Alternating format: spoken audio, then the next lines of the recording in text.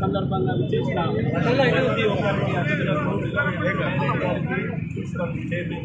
గారికి మరియు మిగతా సభ్యులందరికీ నమస్సుమాంజలు తెలియజేస్తూ వారి ఆత్మకు శాంతి కలగలని 2 నిమిషాలు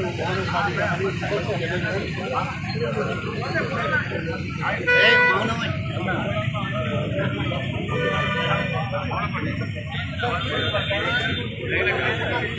అన్న కొంచెం యూసేపు పెద్ద అంగిలకు దూరం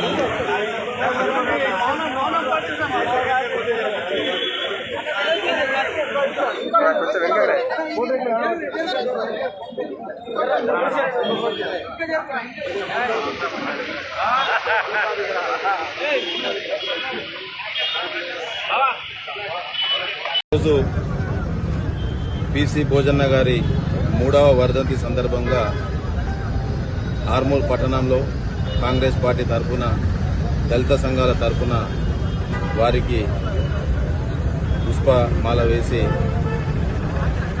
ప్రగాఢ సానుభూతి తెలుపుతూ వారి కుటుంబంకి మనోధైర్యంగా రావాలని, అదే రకంగా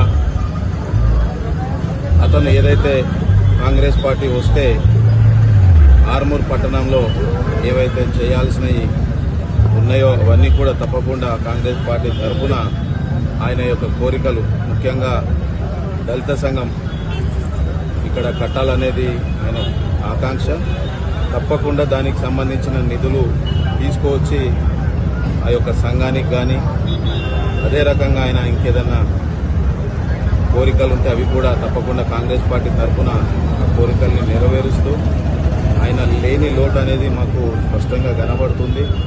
నేను గతంలో ఆయన చనిపోయినప్పుడు నేను భారతీయ జనతా పార్టీలో ఉన్నా కానీ ఒక మిత్రుడిలాగా ప్రతిదీ కూడా షేర్ చేసుకుంటూ ఒక మంచి వాతావరణం ఉండేది. తప్పకుండా ఆయన ఆత్మకు